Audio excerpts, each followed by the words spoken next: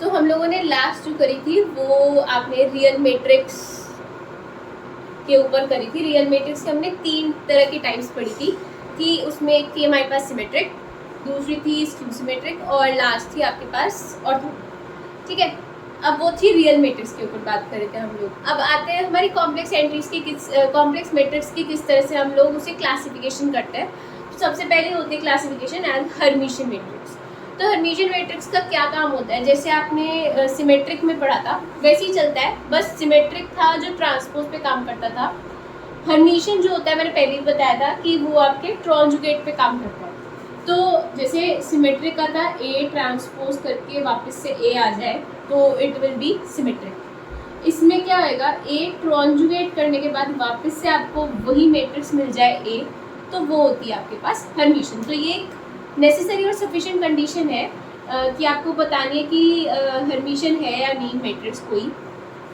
तो उसको आप ऐसे करके देख लो, उसका ट्रांजुगेट निकालो और वापस से वही ए आ रहा है तो it will be a Hermitian matrix. Example देखते हैं। अब देखो ट्रांसपोज में मैंने सबसे पहले सिखाया था क्या कि साथ में ये ऐसे लेके चलते हैं ए इस तरह से 2 -3 -3 5, मतलब जो आपका ऑफ डायगनल है, डायगनल को छोड़ दो, ऑफ डायगनल है वो आपके सेम होने चाहिए। तो देखो -3 -3 ये दोनों सेम है, डायगनल से कोई फर्क नहीं पड़ रहा है। अगर आप 3 × 3 में देखोगे तो it can be like this 2 3 5। मैंने डायगनल पे अपने आप रख दिए। अब देखो ये यहाँ पर चेंज होएगा तो इस दोनों को सेम कर दिया -3 -3। ये वाला यहाँ आता है ट्रांसपोज करने पे तो ये दोनों सेम रख दिए, और ये वाला इधर आएगा तो यहाँ दोनों सेम रख दिए। तो आप जब करके देखोगे इसका ट्रांसपोज वापस से यही मैट्रिक्स आ जाएगी। तो ऐसे ही हम लोग अब हर्मिशियन का बना के देखते हैं। पर यहाँ पे क्या था कि आपके पास मैट्रिक्स जो एंट्रीज थी वो आपकी रियल नंबर्स थी। हर्मिशियन में क्या होता है, क्योंकि हम लोग कॉम्प्लेक्स एंट्रीज का क्लासिफिकेशन कर रहे हैं तो इसकी एंट्रीज कॉम्प्लेक्स होगी, और वैसे भी ट्रांजुगेट करेंगे तो कुछ कॉम्प्लेक्स की भी होनी चाहिए ना। तो सबसे छोटी मैट्रिक्स बना के देखते हैं सबसे पहले 2 × 2 की। वैसे तो 1 × 1 की होती है बट हम 2 × 2 की बना के देखते हैं, उससे हमें अच्छे से पता चल जाता है। 1 × 1 की में तो ट्रांसपोज करके वही आना है, कुछ भी करके तो कुछ नहीं उसका। 2 × 2 से आपको थोड़ा आइडिया लग जाएगा। तो इसमें एक चीज़ होती है कि जो इसके डायगोनल पे होता है वो रियल होता है, ठीक है। मतलब ये और ये, क्योंकि 2 × 2 बताया तो यही दोनों डायगोनल पे आएंगे। तो ये होता है कि आपके डायगोनल वाले एलिमेंट्स रियल होते हैं, बाकी जो हो वो आपके कॉम्प्लेक्स नंबर्स हो सकते हैं। और इसी की हम लोग आगे एक इसकी प्रॉपर्टी पढ़ेंगे आइगन वैल्यूज़ की, जब हम आइगन वैल्यूज़ निकालना सीखेंगे कि हर्मिशियन की जो आइगन वैल्यूज़ होती है वो रियल होती है, क्योंकि डायगोनल पे भी हम देखेंगे कि ये रियल है तो इसकी आइगन वैल्यू भी रियल ही आती है इस तरह से। तो अभी पहले हम यही सीखते हैं कि हर्मिशियन बनाते कैसे हैं इसे। तो मैंने डायगोनल पे लिए 2 और 3, ठीक है। अब यहाँ कर लेते हैं 2 - 3i और यहाँ लिख देते हैं 2 + 3i। देखते हैं क्या ये वापस से a आ जाएगा जब इसका ट्रांजुगेट करेंगे तो इसको तो हटा दें, ये तो आपका ट्रांसपोज का था। बात करते हैं ट्रांजुगेट की। तो पहले हम लोग ट्रांजुगेट सिखाया था मैंने कैसे होता है, पहले ट्रांसपोज ले लेते हैं इस मैट्रिक्स का। तो लेगा 2 2 - 3i 2 + 3i, ये ऐसे गया और ये 3, ठीक है। अब ले लेते हैं इसका कॉन्जुगेट। तो A ट्रांसपोज का कॉन्जुगेट क्या हो जाएगा, रियल नंबर पे तो कोई इफेक्ट नहीं पड़ेगा तो 2, ये हो जाएगा 2 + 3i और ये हो जाएगा 2 - 3i। Real number as it is 3 as it is रहा। ये ट्रांजुगेट करके यही आ रहा है, यही हमारी A मैट्रिक्स थी तो ये आपका एक इक्वल आ गया। तो मैंने साथ साथ में आपको ये मैट्रिक्स बनाने भी सिखा दी है किस तरह से हर्मिशियन होती है। मतलब आपको अगर देखते ही पता करना है, ये नहीं करना है उसका ट्रांसपोज करना है फिर कॉन्जुगेट निकालना है। आप ये देख लो कि सबसे पहले तो डायगोनल पे रियल नंबर्स होने चाहिए, ठीक है। उसके बाद जो ये होने चाहिए आपके ऑफ डायगोनल वो अपोजिट, अगर आपके कॉम्प्लेक्स नंबर है, ठीक है, तो वो अपोजिट साइन में होने चाहिए। अगर यहाँ प्योरली इमेजिनरी ले लूँगा -3i तो यहाँ पे +3i हो जाएगा, मतलब उसका कॉन्जुगेट आप उसमें सिमेट्री में रख दोगे, ठीक है। तो ये अगर इस तरह से आपको मिल रहा है तो वो होता है हमारा हर्मिशियन मैट्रिक्स। अब वही मैं स्क्यू हर्मिशन को भी थोड़ा बता देती हूँ। तो जैसे हम लोगों ने स्क्यू मैट्रिक्स पढ़ी थी, स्क्यू हर्मिशन का भी यही हो जाता है कि ट्रांजुगेट करने पे अगर आपको नेगेटिव दे दे, नेगेटिव ऑफ ए दे दे, तो वो होता है आपका स्क्यू हर्मिशन। उसका एग्जाम्पल भी देखेंगे। तो पहले ये चीज़ एक बार और क्लियर कर लेते हैं कि आपका कैसे आप इसे एकदम से पहचानना है, तो वो कैसे पहचानोगे। आप ऑफ डायगोनल एलिमेंट्स देखोगे, अगर 2x2 की है, अगर वो अपोजिट वाले है साइन में, तो आपका वो पक्का हर्मिशन मैट्रिक्स बनेगी। बट अब 3x3 में भी देखें तो जैसे मैंने 3x3 की ट्रांसपोज वाली करनी सिखाई थी, वैसे ही हम लोग एग्जाम्पल वैसा ले सकते हैं 3x3 के लिए। तो ये आप एक बार खुद करके देखना। अगर आपको नहीं समझ में आया तो प्लीज़ कमेंट बॉक्स में मुझे ज़रूर बताना कि आपको वो चीज़ समझ नहीं आई कि 3x3 की हम कैसे बनाए एक हर्मिशन मैट्रिक्स। तो अभी 2x2 पे ही रखते हैं और हम देखते हैं स्क्यू हर्मिशन मैट्रिक्स का एग्जाम्पल, और स्क्यू हर्मिशन की जो भी डेफिनेशन भी होते हैं वो भी देखते हैं। तो हम लोगों ने स्क्यू हर्मिशन की डेफिनेशन तो वैसे अब लेने की ज़रूरत नहीं थी, क्योंकि मैंने पहले भी बता दिया कि अगर कॉन्जुगेट करने के बाद नेगेटिव ऑफ ए दे रहा है वो, तो it will be a skew Hermitian matrix.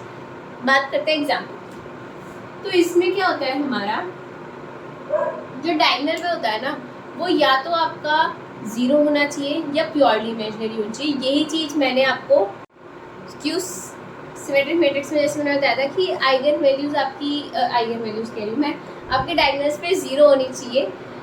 तो ऐसे ही स्क्यू हर्मिशन में क्या होता है, डायगोनल पे या तो 0 होना चाहिए या फिर प्योरली इमेजिनरी एलिमेंट होना चाहिए। तो इसकी एक मैट्रिक्स बना के देखते हैं 2x2 की।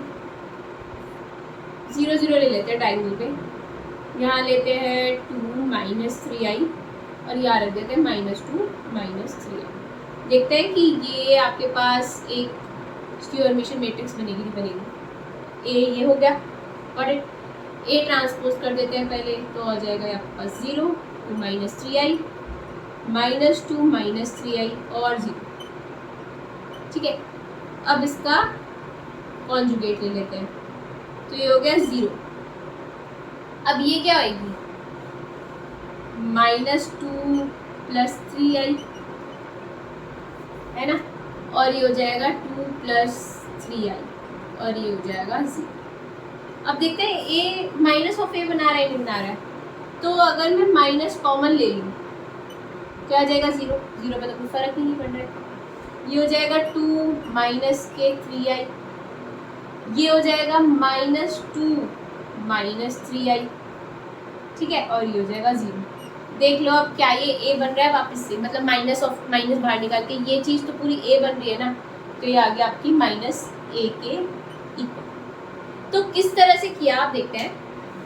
आपने यहाँ पे जो रखा ना -2 -3i, फिर आपका करा आपने, मतलब इसमें चेंज नहीं हुआ साइन में। हमने स्क्यू हर्मिशन मैट्रिक्स में करा था कि इसका कॉन्जुगेट टाइप ही आपका इसमें ऑफ में आना चाहिए। इसमें कॉन्जुगेट नहीं किया, इसमें आपने रियल का नंबर का चेंज कर दिया, क्योंकि जब आप रियल के नंबर को चेंज करोगे तभी आपको वापस से वही चीज़ मिलेगी। क्योंकि आपकी देखो, जब आपने ट्रांसपोज किया तो ये चीज़ ये तो एज इट इज़ रही। इसमें अब आप जब कॉन्जुगेट लगाओगे तो -2 तो फिर भी एज इट इज़ रहेगा ना, सिर्फ इसी के अंदर चेंज आएगा। और हमें यही चाहिए कि इसी के अंदर चेंज आए, जिससे हम प्लस माइनस करके वापस से वही मैट्रिक्स बना दें। ठीक है, तो मेन ये है कि आपके 3i जो आपका इमेजिनरी पार्ट है उसके पहले वाला साइन तो सेम रहना चाहिए, पर रियल वाला जो पार्ट होगा ना उसका साइन नेगेटिव होना चाहिए। ये अगर हम याद रखेंगे तो आपको अच्छे से स्क्यू हर्मिशन मैट्रिक्स आपको आराम से पता चल जाएगी देखते ही कि कौन सी स्क्यू हर्मिशन मैट्रिक्स है। ठीक है, तो हर्मिशन पता चल गई, स्क्यू हर्मिशन पता चल गई। अब नेक्स्ट आपकी चलती है यूनिटरी। जैसे ऑर्थोगोनल होती है रियल में, कॉम्प्लेक्स में आपकी यूनिटरी मैट्रिक्स होती है। ठीक है, तो अब देखते हैं यूनिटरी मैट्रिक्स की। तो जैसे हम लोगों ने रियल में ऑर्थोगोनल था, तो ऑर्थोगोनल के लिए क्या था कि A × A ट्रांसपोज करो तो आपके पास आइडेंटिटी आनी चाहिए, या A ट्रांसपोज × A करो तो आइडेंटिटी आनी चाहिए। अब यूनिटरी है तो हम ट्रांजुगेट में चल रहे हैं, तो वही चीज़ बस आप ट्रांसपोज को ट्रांजुगेट में चेंज कर दो, तो A ट्रांजुगेट A करने पे आइडेंटिटी मिलनी चाहिए, या A ट्रांजुगेट करने पे आइडेंटिटी मिलनी चाहिए। तो हमने ले ली एक अपनी एक मैट्रिक्स A। अब निकालते हैं इसका ट्रांजुगेट। तो A ट्रांसपोज करो पहले, ये हो जाएगा 1 + i/2 -1 + i/2 1 + i/2 1 - i/2। ट्रॉन्जुगेट क्या आ जाएगा, 1 माइनस आई अपॉन टू, माइनस 1 माइनस आई अपॉन टू, 1 माइनस आई अपॉन टू, 1 प्लस आई अपॉन टू। अब करते हैं इसको मल्टीप्लाई, ए ट्रॉन्जुगेट ए करते हैं और ए ट्रॉन्जुगेट करेंगे तो हमें पता चलना चाहिए कि क्या आता है। तो ये कर दिया मैंने, ए ट्रॉन्जुगेट करते हैं पहले। ए है आपके पास 1 प्लस आई अपॉन टू, 1 प्लस आई अपॉन टू, माइनस 1 प्लस आई अपॉन टू, 1 माइनस आई अपॉन टू। ट्रॉन्जुगेट है इसका 1 माइनस आई अपॉन टू, माइनस 1 माइनस आई अपॉन टू, 1 माइनस आई अपॉन टू, 1 प्लस आई अपॉन। मल्टीप्लाई करके देखते हैं, ये होएगी इससे। तो अब देखो ये है 1 प्लस आई, ये इसके साथ होएगा तो ये 1 माइनस आई है, नीचे तो 4 ही हो जाएगा। ये हो जाएगा ए स्क्वायर माइनस बी स्क्वायर का, आई स्क्वायर इज -1 और आपके पास यहाँ माइनस है तो ये +1 हो जाएगा। तो ये आपके पास क्या बचा,